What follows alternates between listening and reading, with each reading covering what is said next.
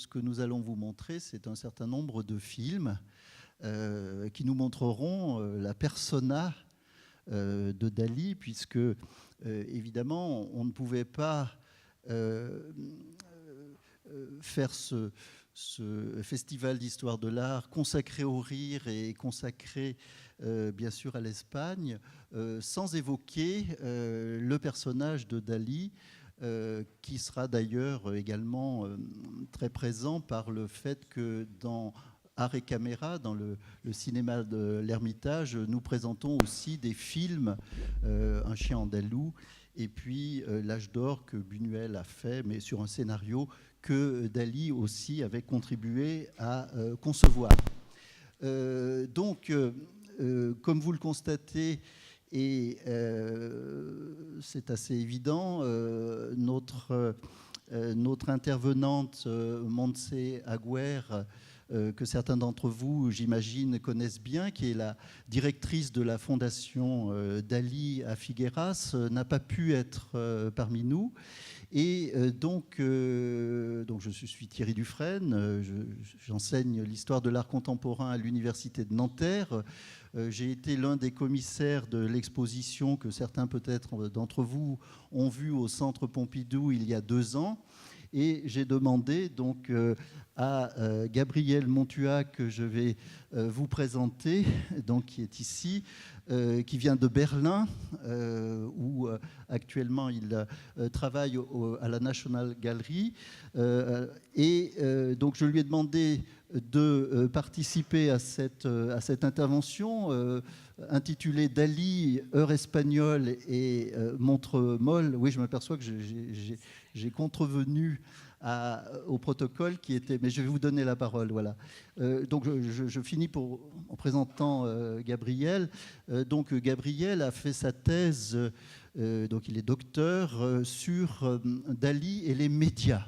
Et donc vous verrez que si Montse Aguer n'est pas là, néanmoins elle nous a beaucoup aidé en nous envoyant des images qui, je crois, que nous avons choisies vraiment pour vous, de façon à illustrer ce personnage assez étrange, un petit peu à la Buster Keaton, comme tu me le fais remarquer souvent. C'est un personnage qui ne rit jamais, mais qui naturellement capte la bonne volonté, la bienveillance du public en jouant ce rôle très particulier d'un pince sans rire qui attrape le rire par un certain nombre de ressorts comiques que nous allons essayer de mettre en lumière pour vous, aussi bien, comme vous le verrez, dans les performances, dans la peinture et également dans l'écriture, puisque, vous le savez sans doute, Dali est également un immense écrivain. Peut-être que, d'ailleurs, dans quelques siècles,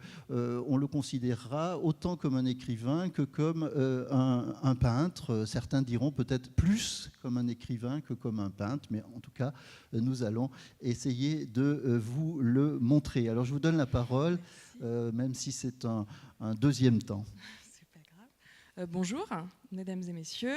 L'INHA et le château de Fontainebleau sont heureux de vous recevoir pour la 6e édition du Festival d'Histoire de l'Art, pour cette conférence qui s'annonce passionnante.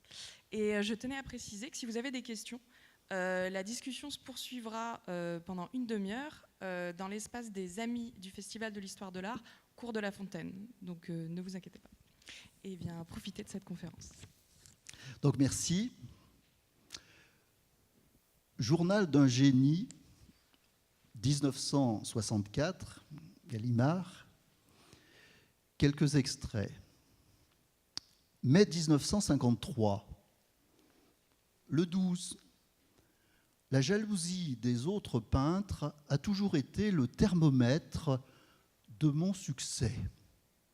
Peintres, soyez riches plutôt que pauvres, et à cette fin, suivez mes conseils.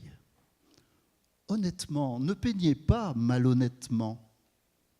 Henry Moore, il est anglais. Braque, de même que Voltaire avec le bon Dieu, nous nous saluons, mais nous ne nous parlons pas. Matisse, triomphe du goût bourgeois et de la promiscuité. Piero de la Francesca, triomphe de la monarchie absolue et de la chasteté. Breton, tant et tant d'intransigeance pour une si petite déchéance. Aragon, tant et tant d'arrivisme pour si peu d'arrivage. Donc, mai 1953, le 27. Premier, Gala et Dali. Second, Dali. Troisième, tous les autres, en y comprenant bien sûr, encore une fois, nous deux. Et pour vous montrer donc justement comme le dialogue de Dali entre ses écrits et toutes ces autres, on va dire, manifestations artistiques, on va montrer par exemple l'entête d'un journal qu'il a publié lui-même qui s'appelle le Dali News, et puis on voit au-dessus aussi marqué Gala First.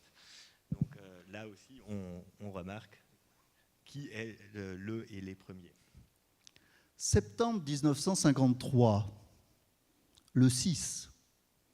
Chaque matin, au réveil, j'expérimente un plaisir suprême qu'aujourd'hui je découvre pour la première fois, celui d'être Salvador Dali.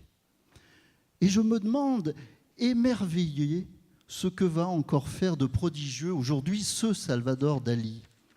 Et chaque jour, il m'est plus difficile de comprendre comment les autres peuvent vivre sans être Gala ou Salvador Dali. Cuando yo era muy pequeño, quería ser una cocinera. Después, empecé ya cuando tenía 6 años, quería ser Napoleón. Desde entonces, mi máxima ambición no ha hecho que crecer. Y ahora, lo que más me gustaría es poder ser nada menos que Salvador Dali. La Sorbonne en 1955. Paris, le 18. Apothéose dalinienne hier soir dans le temple du savoir devant une foule fascinée. À peine arrivé dans ma Rolls bourrée de choux-fleurs, salué par les milliers de flashs des photographes, j'ai pris la parole dans le grand amphithéâtre de la Sorbonne. L'assistance frémissante attendait des paroles décisives. Elle les a eues. J'avais décidé de faire connaître la communication la plus délirante de ma vie à Paris parce que la France est le pays le plus intelligent du monde, le pays le plus rationnel du monde. Tandis que moi, Salvador Dali, je viens de l'Espagne, qui est le pays le plus irrationnel et le plus mystique du monde. Des applaudissements frénétiques ont accueilli ces premiers mots, personne n'étant plus sensible que les Français aux compliments. L'intelligence, ai-je dit, ne nous fait pas déboucher que dans le brouillard des nuances du scepticisme, qu'elle a pour principal effet de réduire pour nous à des coefficients d'une incertitude gastronomique et super gélatineuse, proustienne et faisandée. C'est pour ces raisons qu'il est bon et nécessaire que, de temps à autre, des Espagnols comme Picasso et moi, nous venions à Paris pour mettre sous les yeux des Français un morceau cru et saignant de vérité. Alors là, il n'y a pas de son, mais vous voyez donc quelques images retransmises à la radio de l'intervention de Dali dans l'amphithéâtre de la Sorbonne.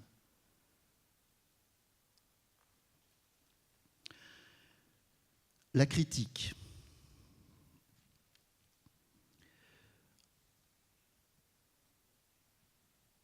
Alors,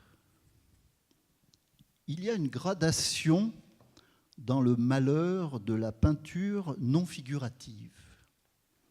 Il y a l'art abstrait qui a l'air si triste, puis ce qui est plus triste encore, c'est un peintre abstrait. La tristesse s'aggrave de malheur quand on se trouve en face d'un amateur de peinture abstraite. Mais il y a pire encore et plus sinistre, être critique et expert de peinture abstraite. Parfois, il arrive une chose ahurissante. Toute la critique est unanime pour affirmer que quelque chose est très bon ou que quelque chose est très mauvais. Alors, on peut être sûr que tout cela est faux. Il faut être le dernier des plus secs crétins pour affirmer que si les cheveux blanchissent, il est bien normal que les papiers collés jaunissent. J'ai intitulé mon pamphlet « Les cocus du vieil art moderne ». Mais je n'y ai pas dit que les cocus les moins magnifiques de tous sont des cocus dadaïstes. Vieillis, les cheveux blancs, mais toujours d'un anticonformisme extrême, ils aiment à la folie recevoir d'une biennale quelconque une médaille d'or pour une œuvre fabriquée avec la plus grande volonté de déplaire à tout le monde. Il y a tout de même des cocus moins magnifiques, si possible, que ces vieillards. Ce sont les cocus qui donnèrent le prix de sculpture à Calder. Ce dernier n'a même pas été dadaïste, mais tous l'ont cru. Et personne n'a pensé à lui dire que le moins qu'on pouvait demander à une sculpture, c'est de ne pas bouger. Le livre dont parlait Dali ici, vous le voyez ici avec cette banderole, tous cocus sauf Dali, à droite, et puis avec l'édition anglaise à gauche. Mai 1956, le 13. Un journaliste vient tout exprès de New York pour me demander ce que je pense de la Joconde de Léonard. Je lui dis, je suis un très grand admirateur de Marcel Duchamp, qui est justement l'homme qui avait fait ces fameuses transformations sur le visage de la Joconde. Il lui avait dessiné de très petites moustaches, des moustaches déjà daliniennes. En dessous de la photographie, il avait ajouté en très petites lettres, qu'on pouvait tout juste lire, L-H-O-O-Q. L-H-O-O-Q. Moi, j'ai toujours admiré cette attitude de Duchamp qui, à l'époque, correspondait à une question encore plus importante, celle de savoir s'il faut ou non brûler le musée du Louvre. À ce moment-là, j'étais déjà un fervent admirateur de la peinture ultra-rétrograde incarnée par le grand Meissonnier, que j'ai toujours considéré comme un peintre très supérieur à Cézanne. Et naturellement, j'étais de ceux qui disaient qu'il ne fallait pas brûler le musée du Louvre. Jusqu'à présent, je vois qu'on a pris en considération mon point de vue à ce sujet. On n'a pas brûlé le musée du Louvre.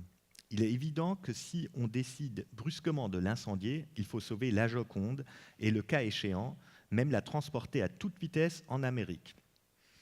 Donc ça, Dali l'écrivait en 1956, et puis en 1963, comme vous le savez, grâce à André Malraux, la Joconde a été montrée aux États-Unis. He is here tonight to give a helping hand to another artist who currently has one of his paintings on exhibit at the Metropolitan Museum of Art in New York, and before that it was to be seen at the National Gallery in Washington.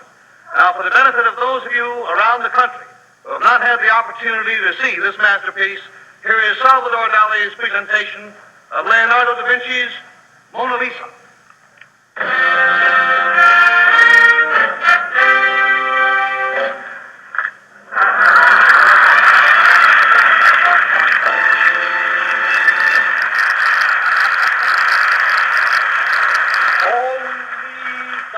Salvador Dali, Angela, Madame Dali, know the significance and the tremendous tragical enigma of Mona Lisa to Leonardo da Vinci. Maestro has just said, I've got a secret. Mai 1957. Ce grain de beauté de Gala est l'unique partie vivante de son corps que je puisse totalement englober entre mes deux doigts. Elle me rassure irrationnellement sur mon immortalité phénixologique. Et si je l'aime plus que ma mère, plus que mon père, plus que Picasso, et même plus que l'argent. L'Espagne a toujours eu l'honneur d'offrir au monde les plus hauts et les plus violents contrastes. Ces contrastes se sont au XXe siècle incarnés dans les deux personnes de Pablo Picasso et de votre humble serviteur. Les événements les plus importants qui puissent arriver à un peintre contemporain sont au nombre de deux. Premièrement, être espagnol. Deuxièmement, s'appeler Salvador Dali. Ces deux choses me sont arrivées à moi. Comme mon propre nom de Salvador l'indique, je suis destiné à rien moins que sauver la peinture moderne de la paresse et du chaos. Je m'appelle Dali, ce qui veut dire désir en catalan, et j'ai Gala. Picasso, certes, est bien espagnol, mais il n'a de Gala qu'une ombre biologique au coin de l'oreille. Et il s'appelle Pablo, comme Pablo Casals, comme les papes. C'est-à-dire qu'il s'appelle comme tout le monde. Et ce grain de beauté de Gala et de Picasso, justement, Dali l'a commenté encore une autre fois. Picasso, je te salue, je t'embrasse, t'attache dans l'oreille gauche qui est la naine de Gala, et je te dis en catalan ce que tu aimais tellement dans le temps de mon adolescence. Una polla xica pica, pallerica, cama torta i bagarica, va tenir 6 polls, 6 pics, pallerics, cama torta. Voilà, c'est cette fameuse poésie qui était devenue presque une signature, tu pourrais le dire, dans les médias finalement. À chaque fois, il faisait son numéro. Voilà, c'était un numéro en catalan, donc c'est en fait sa grand-mère qui lui disait ça pour le faire endormir. Et c'est une histoire d'un truc avec une poule avec 6 petits poussins. Enfin, ça veut rien dire en fait, c'est vraiment pour les enfants. Mais Dali, il pouvait l'utiliser donc soit comme ça, presque comme une chanson, on va dire parisienne, quoi, de bistrot avec tout l'arrière-plan musical, où il pouvait l'imiter comme Charlie Chaplin dans Le Grand Dictateur, d'en faire un discours politique. Et puis les gens restaient normalement assez confondus parce qu'ils ne savaient pas qu'est-ce que c'était, qu'est-ce qui sortait là, ceux qui ne connaissaient pas le catalan. Ouais. Donc, pour en revenir donc, au journal d'un génie, il marque ici un peu, il laisse passer, c'est le septembre 58, et puis il laisse passer en revue un peu ses exploits précédents. Et il écrit entre autres Madrid. Dali prononce un discours invitant Picasso à rentrer en Espagne. Il commence en proclamant « Picasso est espagnol, moi aussi. Picasso est un génie, moi aussi. Picasso est communiste, moi non plus. » À savoir que Picasso a répondu de manière tout aussi humoristique. Dali, c'était au moment évidemment du franquisme, Dali me tend la main, mais moi, je ne vois que la phalange. Belle réponse de Picasso. La relation entre les deux, vous allez le voir d'ailleurs dans ce fameux portrait que nous montrerons tout à l'heure, était une relation des plus ambiguës, une relation d'admiration de Dali par rapport à Picasso, et toujours ce principe de cette manière d'égratigner la stature de Picasso et de le traiter dans un registre tout à fait parodique. Alors, donc, jamais l'excès d'argent, de publicité, de succès et de popularité ne m'a donné, ne serait-ce qu'un quart de seconde, l'envie de me suicider. Bien au contraire, j'aime ça.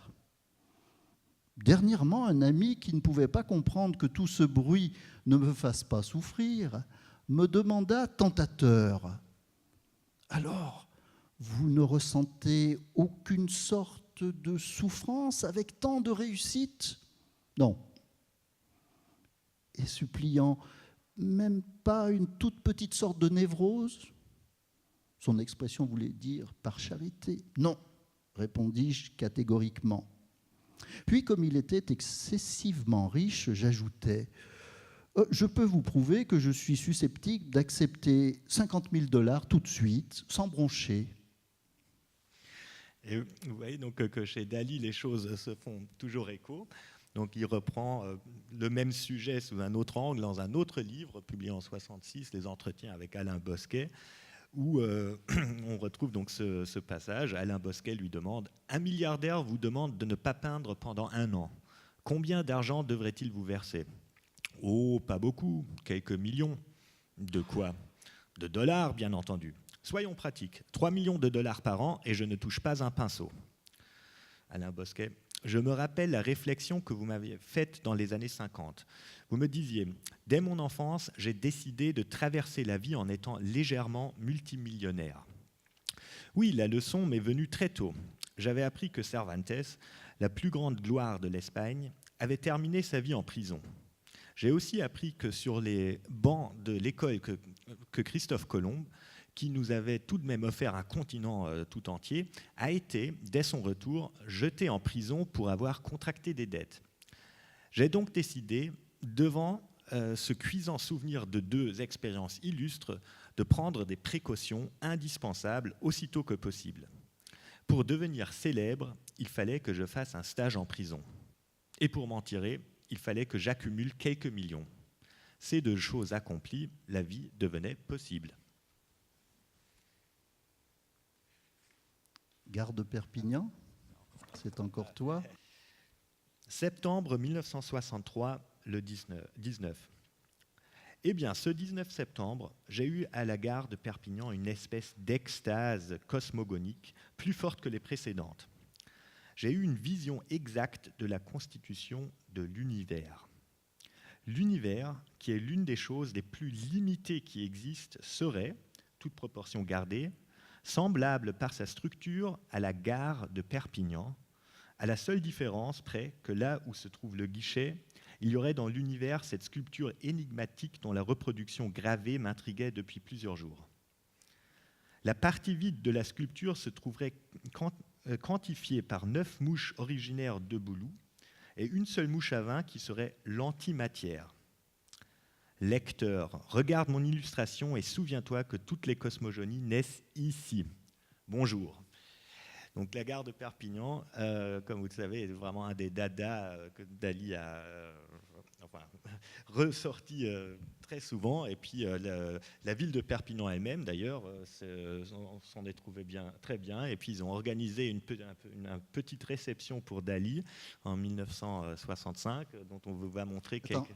Ouais. Simplement, il faut rappeler, surtout en ces temps de difficultés de transport ferroviaire, qu'une des principales caractéristiques de cette gare de Perpignan était qu'autrefois, c'est à ce moment-là qu'on devait changer de voiture, puisque l'écartement des rails de la Renfe, donc des chemins de fer espagnols, n'était pas le même que ceux de la SNCF. Et donc, c'est à cet endroit-là aussi que Gala, qui était en fait le ministre des Finances de Dali, faisait aussi le dédouanement des tableaux qui allaient être vendus soit à Paris, soit lorsque Dali ensuite prenait le transatlantique pour New York, était donc vendu à ces riches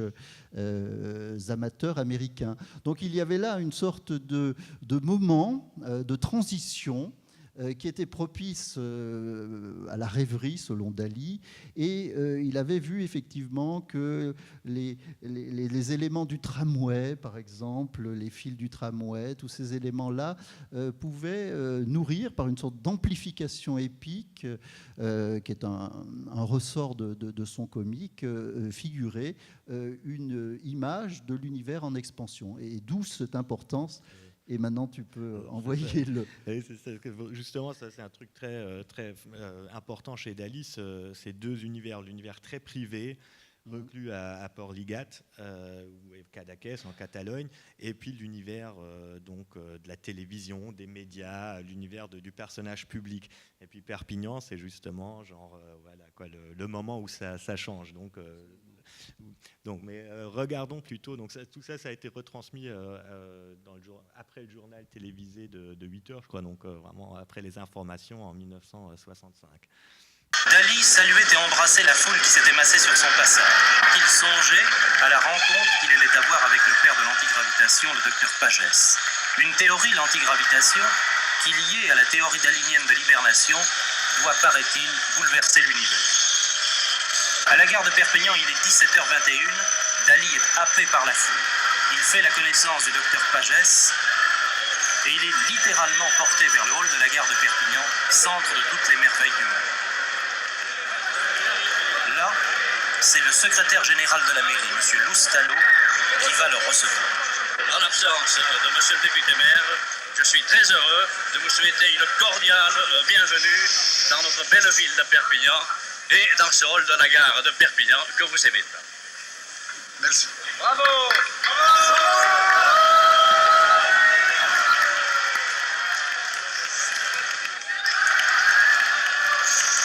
Silence! L'Espagne a l'honneur d'avoir inventé le mysticisme vertical, et cela à base de deux artefacts. Mécanique mystique, l'un le sous-marin qui a le premier navigué sous l'eau, dû au grand inventeur Narcisse Monturiol, et le second, la cierva, qui a inventé l'autohiro, que c'est l'hélicoptère d'aujourd'hui. Mais il était réservé à Perpignan la gloire la plus grande de notre époque, celle d'avoir trouvé l'antigravitation par le docteur Pagès de Perpignan.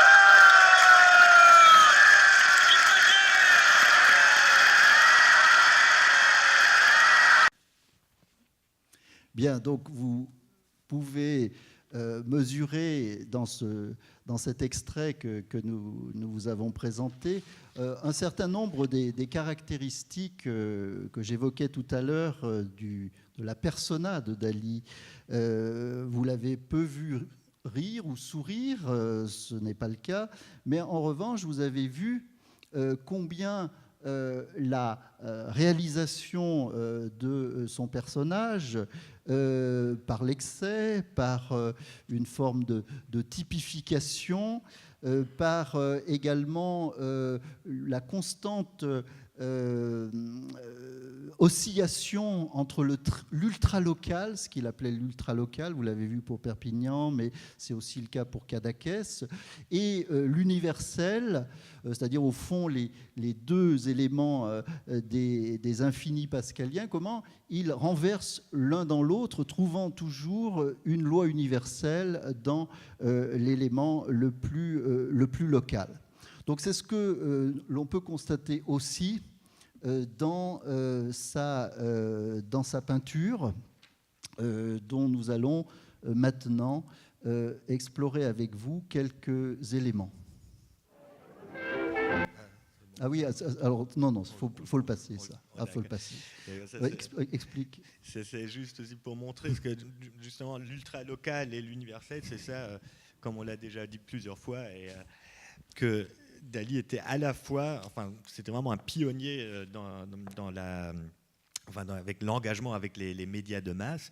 Parce qu'on avait à l'époque, on pouvait avoir l'impression qu'il vivait en permanence et aux États-Unis, et en France, et en Espagne, vu qu'il était toujours présent dans les journaux et dans les télévisions. Et que même ça, enfin, longtemps avant d'autres artistes bien plus connus pour ça, comme Andy Warhol, qu'il a utilisé vraiment les toutes premières actualités cinématographiques. Donc ça, ce qu'on va montrer, c'est un extrait donc, de 1941, filmé en Californie, un bal ou un dîner galant avec Gala, organisé donc, avec Gala et Salvador pour réunir des fonds pour les artistes qui ont dû fuir l'Europe. Et donc le tout, bien sûr, se retrouve dans une espèce de foire surréaliste de tout premier ordre.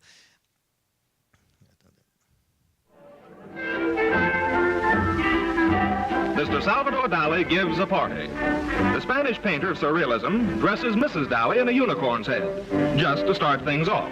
As hostess, she presides from a red velvet bed. The party is a benefit for refugee artists, and costumes are supposed to represent the guests' bad dreams. Artist Dolly wears ear flaps, representing anatomy. A puzzled guest, Bob Hope, sees the fish course served in satin slippers. Presumably, the fish is sole. Soldier Jackie Coogan and the still baffled Mr. Hope see the main course. The party is surrealism, but them frogs is real.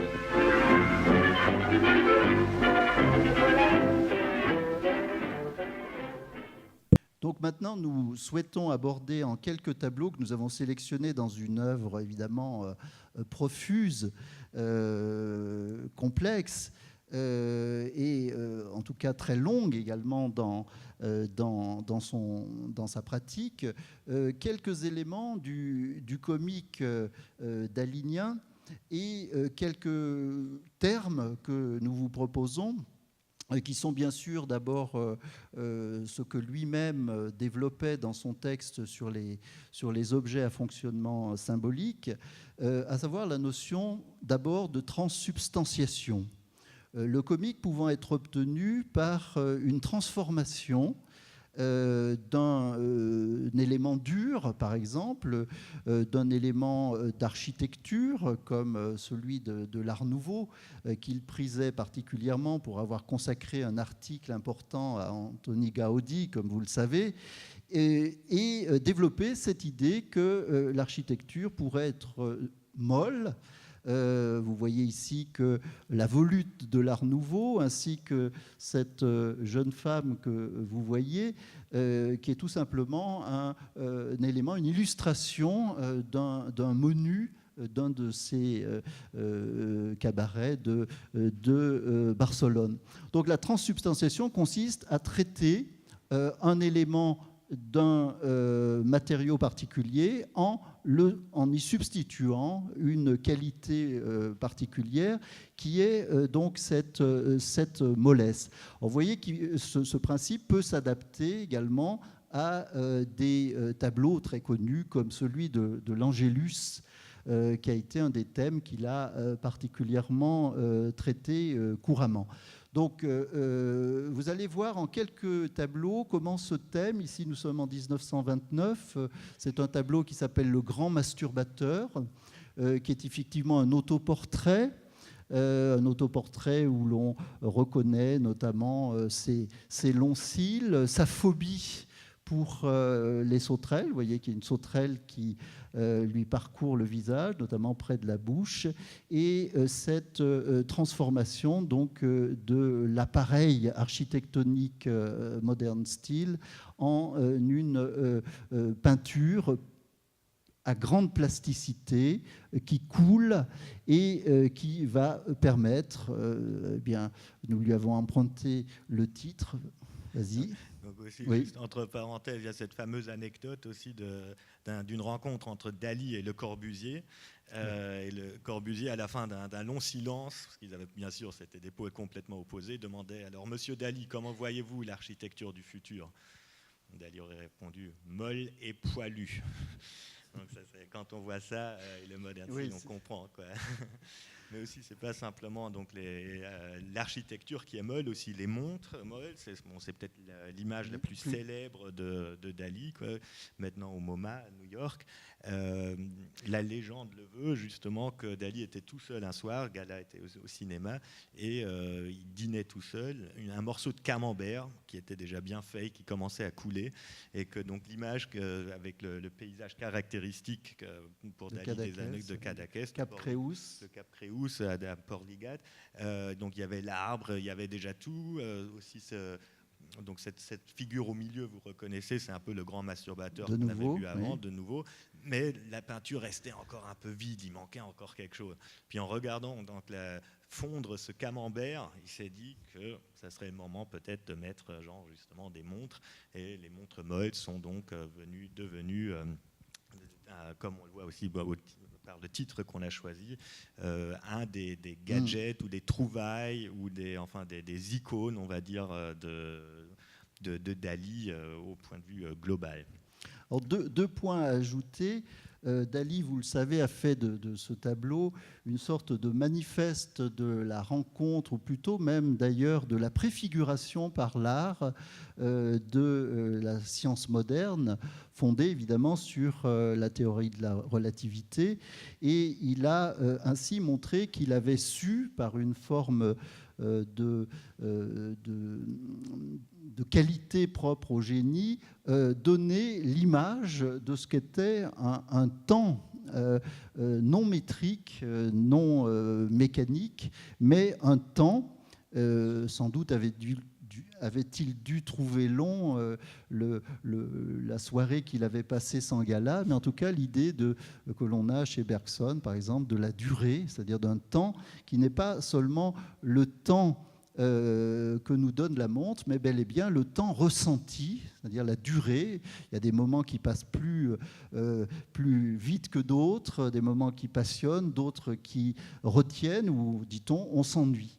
Donc cette manière de lier l'expérience individuelle et la loi que propose la science a été souvent un élément de confusion comique, Dali se référant à chaque fois à la relativité, à la mécanique quantique. Vous avez entendu tout à l'heure qu'il disait que la gare de Perpignan était quantifiée par des mouches les plus saines qui se soient, c'est celle du Boulou, hein, parce qu'il prétendait que les mouches étaient au contraire extrêmement propres. Hein. Donc ça, c'est un point que je voulais signaler. Alors c'est une toile que vous avez certainement vue, et je me souviens que beaucoup de remarques de nos spectateurs étaient de dire « Ah, mais on la voyait plus grande ». Parce qu'en fait, c'est une petite toile. Il se trouve que Dali pose des problèmes pour son exposition, parce qu'on a à la fois des formats dans les années 20 qui sont extrêmement petits, qui nécessitent, dans l'esprit de Vermeer, d'une certaine façon, une qualité d'observation très, très grande, et puis d'autres, des formats géants qu'il a fait dans les années 50-60, qui sont aussi très impressionnants. Alors, les faire tenir dans une même exposition, parfois, relève une sorte de difficulté sportive. Bon, peut-être que là, on peut passer cette chose-là. Alors, je voulais simplement montrer ceci avec ce Oh Daddy Long Legs, montrer qu'un des artistes qui a certainement repris en sculpture ce type d'humour par la transsubstantiation, c'est-à-dire la transformation d'un objet dur, par exemple ici le violoncelle en bois, en objet mou, c'est l'Américain né en Suède, mais vraiment qui a vécu toute sa vie aux États-Unis, qui est Claes Oldenburg. Donc l'idée des soft sculptures vient nettement vient d'autres éléments, mais c'est cette idée de ramener quelque chose finalement de solide, un objet, en quelque chose qui peut se rapprocher par anthropomorphisme de l'être humain, de la peau, de la sueur, des éléments des humeurs qui sont liés à l'expérience personnelle. Voilà, donc après, une autre caractéristique, c'est peut-être les réitérations obsédantes de gags, de motifs. Donc, par exemple, les montres molles, on les retrouve un peu partout, le grand masturbateur, ce visage, mais aussi, donc, par exemple, ici, 6 apparitions de Lénine, aussi, on retrouve ça aussi là maintenant. On va peut-être passer un peu plus vite, parce que donc là, l'Angélus de Millet, donc même c'est contagieux comme on voit, donc même les restauratrices qui ont monté l'exposition se retrouvent dans la même pose que les 2 paysans de chez Millet.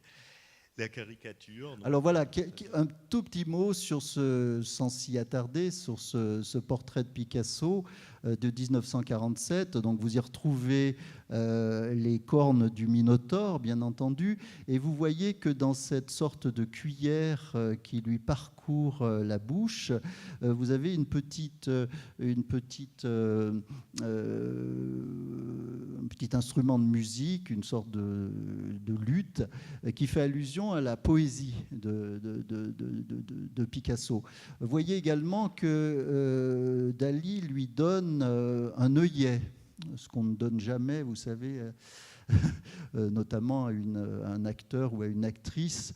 Donc il y a une sorte de mélange à la fois de dévotion, d'admiration, un exercice d'admiration, et en même temps une sorte de coup de patte. Alors j'y ai vu, là, ce que je disais dans le catalogue, une sorte d'allusion possible au Giotto de l'Arena de Padoue, où l'on voit le personnage de l'invidia, de l'envie, alors qui qui a envie de qui est jaloux de qui? Je vous laisse deviner. Est-ce que c'est Dali qui est jaloux de Picasso, ou est-ce que dans son esprit, c'est Picasso qui serait jaloux de Dali?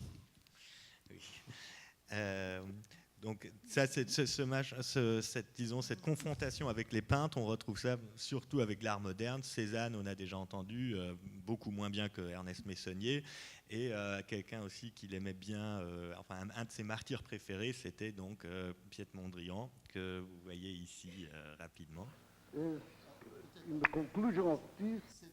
C'est un extrait d'une émission où vous voyez Philippe Halsmann. Peut-être beaucoup d'entre vous ont vu l'exposition à la Galerie du Jeu de Paume il y a quelques mois.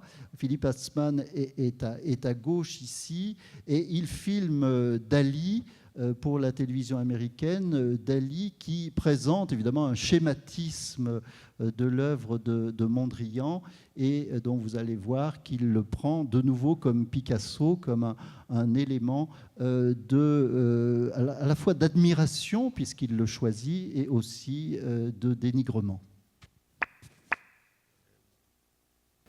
Is in the conclusion of this painting of Piet Mondrian. Piet, Piet, Piet, Piet, Piet, Piet, Piet, Piet, Piet, Piet, Piet, Piet, Niet. Because in Russian, Niet is nothing. Against Piet is Dali. Dali, Dali, Dali, Dali, Dali, Da. Yes. Yes. Yes. Yes. And my ambition is create, injected in this net, the most violent quantity of irrational concrete of my method, critical method. Donc un jeu de mots sur le niet, Piet, et le da de Dali. Toute l'émission est assez fascinante et Philippe Halsmann se met à la place du spectateur. Souvent, il ne comprend pas très bien. Alors, surtout que Dali s'obstine à appeler les cochons porcs. Et alors, à chaque fois, Philippe Halsmann le corrige en pigs. On aura peut-être le temps de voir tout à l'heure ce qu'il va faire de ce tableau en 1960 dans il s'appelle Chaos et création. Je crois, oui. On va peut-être aller un peu plus vite. Donc voilà. Donc il y a aussi bien sûr d'autres déformations, adaptations créatives, on va dire, d'œuvres célèbres. Et quelque chose de très important pour Dali, c'est la double image. Donc justement ce jeu de paranoïaque, comme il dit, la méthode paranoïaque critique, donc justement inspirée entre autres de Léonard de Vinci, qui recommandait à ses élèves de regarder les taches d'humidité, les nuages, pour l'inspiration, pour trouver des sujets. Donc Dali, il prend ça vraiment comme programme, il développe ça dans plusieurs articles théoriques. À la fin, ça devient un peu, il perd un peu l'intérêt scientifique pour ça, mais la double image reste quelque chose donc de très présent chez lui pour justement rendre le spectateur confus. Qu'est-ce qu'on voit là? Donc est-ce que ce sont des cygnes ou est-ce que ce sont des éléphants en bas? Donc ça, c'est bien sûr aussi quelque chose qui a une depuis longue Mantegna, oui, on connaît. Dans les nuages, d'ailleurs, vous verrez, il y a un certain nombre d'éléments.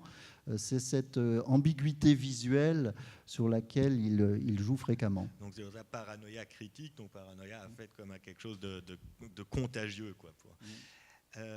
Donc là aussi, on voit, il a même fait un petit schéma après pour montrer les 6 éléments qu'il a cachés dans cette toile.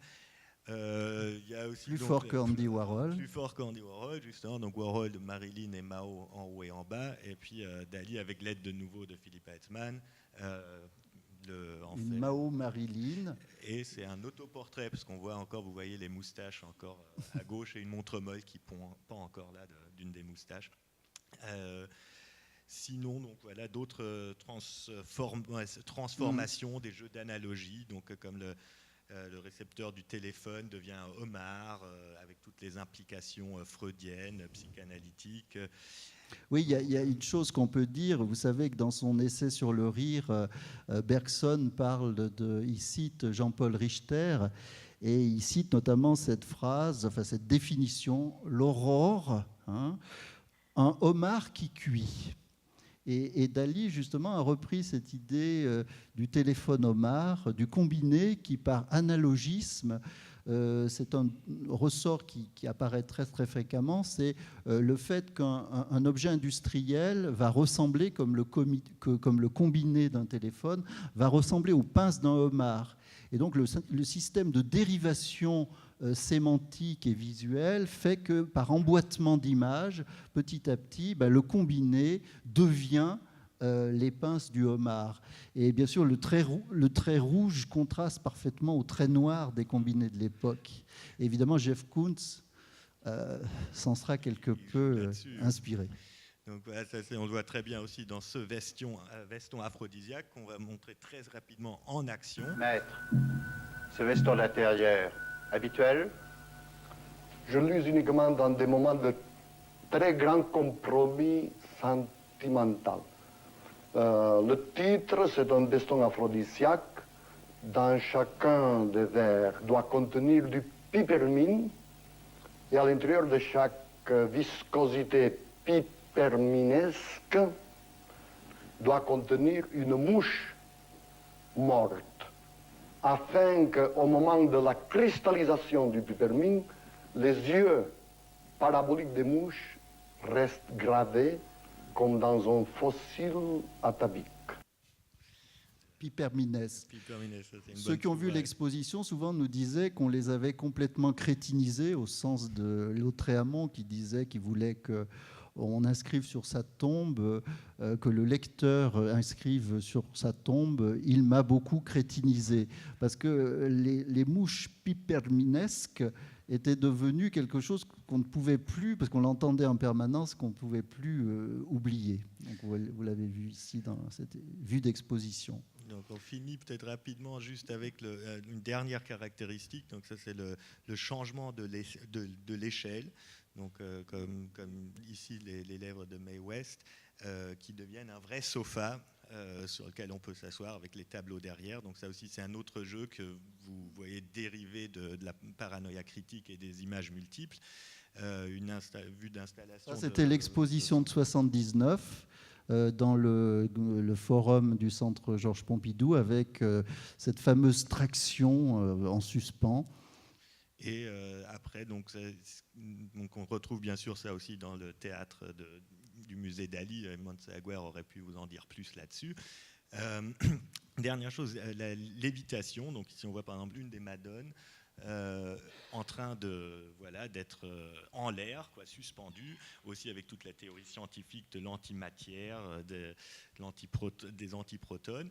Et on retrouve ça par exemple ici dans une toile qui est assez drôle. Donc on voit Dali à 6 ans, quand il était fille d'ailleurs, il précise dans un autre endroit, soulevant avec précaution la peau de l'eau pour observer un chien dormir à l'ombre de la mer. C'est de 1950.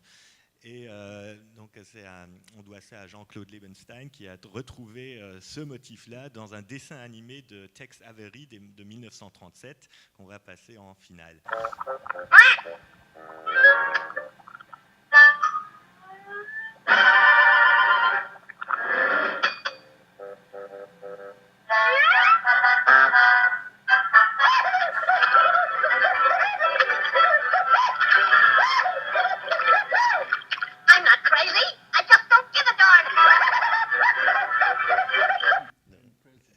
I'm not crazy, c'est comme Dali, bien sûr, un de ses plus fameux. La différence entre moi et un fou, c'est que moi je ne suis pas fou, qu'il répétait à l'envi. Voilà.